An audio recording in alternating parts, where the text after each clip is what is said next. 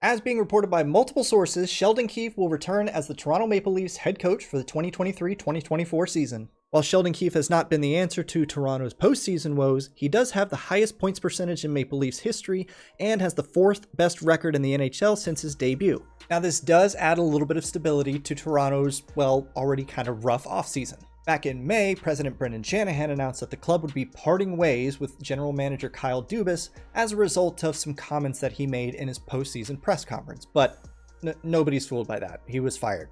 He was fired, straight up. Among those comments was Dubas' sentiment that he would be willing to negotiate and explore options for not keeping the core four in Toronto together.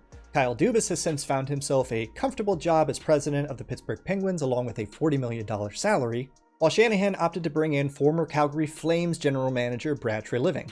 When you couple this with Shanahan's assurance that he was going to keep the core four of Marner, Matthews, Tavares, and Nylander together, it pretty much establishes that Brendan Shanahan is the de facto oligarch of the Toronto Maple Leafs. Seriously, Brad Treliving is going to have no power, no authority, he's a figurehead.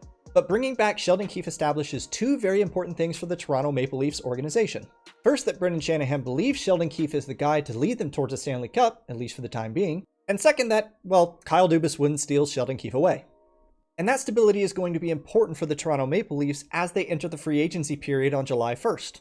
As of this recording, the NHL entry draft has yet to happen, so we have no idea what direction the Toronto Maple Leafs are going to go with their two picks. But what we do know is at this point in time, Toronto has done nothing to address its free agency issues, nor had they made progress in extending superstar Austin Matthews beyond this season, or done anything with the contracts of Mitch Marner or William Nylander before their no move clause and no trade clause, respectively, take effect on July 1st. For all we know, Toronto could very well keep the core four and attempt to run it back, albeit with a very different supporting cast. Among the names set to become free agents on Saturday are Noel Acciari, Michael Bunting, Ryan O'Reilly, Justin Hall, Luke Shen, and goaltender Ilya Samsonov. So Toronto clearly has a lot of work to do, and a 5th and 6th round pick in the upcoming draft are not going to solve it. So we can expect the month of July is going to be very eventful for Brendan Shanahan, Brad Treliving, and once again, Sheldon Keefe. What do you think? Is it a good idea for the Maple Leafs to bring back Sheldon Keefe and, more importantly, the core four in an effort to run this back?